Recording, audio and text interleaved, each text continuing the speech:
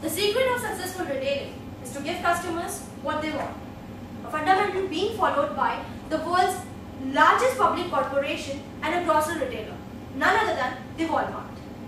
Welcome judges, myself Shobna Biswas, and today I am here along with Rakesh Singh, Tanima Verma and Amit Kumar to present our analysis on the case for the supply chain excellence. Founded in 1962 by Sam Walton, Walmart became the largest grocery retailer in United States with an estimate of 20% of the retail grocery and the consumables business. Apart from this, it also became the largest private employer in the world. Now, apart from all these facts and figures, the basic question is, what were the strategies behind this success? What were the key rules? What was that particular thing which made Walmart a business giant in retail sector in America? Basically, what makes Walmart as one of the biggest retailers in the world is its entrepreneurial, professionally managed and experienced team, strong project and operations capabilities, large base of loyal consumers, and strong distribution, logistics and transportation. Now people say that Walmart is not a retail giant, it's basically a supply chain company. I say it's true. Walmart's heavy reliance on logistics, transportation, supply chain and technology makes me believe what I believe.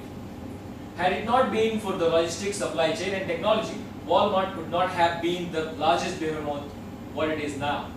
Walmart have saved drastically on technology and supply chain than any other forms of business. Because of technology, there is an automated good replenishment at its stores throughout the world. Secondly, cross-docking is very important because it helps Walmart in cutting down inventory costs. Now the question arises, what is cross-docking? Suppose a P&G truck arrives at Walmart. Mind you, Walmart does not have a warehouse. It does not keep a warehouse. It has distribution centers where trucks of suppliers arrives. It unloads the truck of the supplier to the truck of Walmart, which directly goes to the stores of the Walmart. Goods at Walmart stores is put on the shelf in 4 hours, sold within 24 hours. In that case, Walmart saves a lot of money. It pays P&G after 10 days.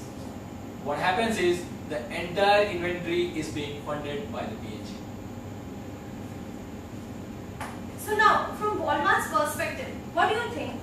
Should they do everything they can do for becoming a retailer in India? Why not?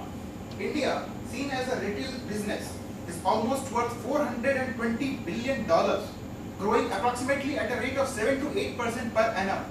Not opting for this market will surely be a bigger mistake Walmart will ever make. Another important point in this regard is India doesn't have an organized retail sector as compared to the other developed and developing countries, which is merely 6% in India. But we have loads of opportunities in this regard. Further, taking a glance at the pestle factors prevalent in India, political situation is quite uncertain. Infrastructure in terms of transportation and power is not up to the mark. Prevalence of heterogeneous market in terms of changing customer tastes and preferences. IT-enabled services and telecommunication is not up to the mark. Prevalence of local protests. Present government is planning to deregulate the FDI policies. So now, from India's perspective, should they change the laws for making it easier for the foreign retailers to enter into the Indian market? Talking about the Indian government perspective, it should be like they should take into the consideration that this company is going to take its goods from the primary producers such as farmers and going to deliver it to the final end consumers. The advantage, the margin generated in the entire process should be enjoyed basically by the producers and the end consumers, not completely by the company. If the Indian government is able to make sure this commitment from these companies, then it should surely go for this investment. Talking from the Indian perspective, if India doesn't allow Walmart to enter the Indian market, India would be losing homecoming of foreign investments and technological advancements in retail segment and economy. So now, what do you all think? Can Walmart achieve the same success which achieved in America if it is allowed to enter the Indian market. Although India does have a lower percentage of organized retail segment, Walmart still has an opportunity in e-retailing, retail franchising and rural retailing because of high-paced growth.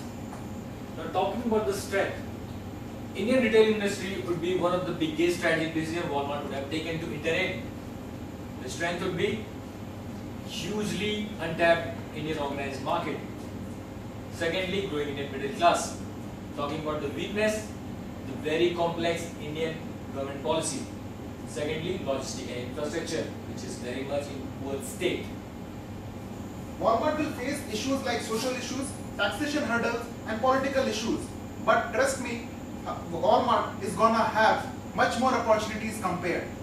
Another important factor which we need to consider and know about the Walmart is always ready to try, change, and adapt to any given situation in order to sustain its business. So now, what would be all of your recommendation to the senior management of Walmart regarding their entry in India? First and the foremost recommendation, learn from the mistakes of pantaloons. Enter at the right time, sustain and grow. The second one would be to not adopt day one, big one policy and be Indian inside out. The final recommendation we would give is the customer is always right. So with this, we IPS operator conclude our presentation. Thanks for giving us this opportunity.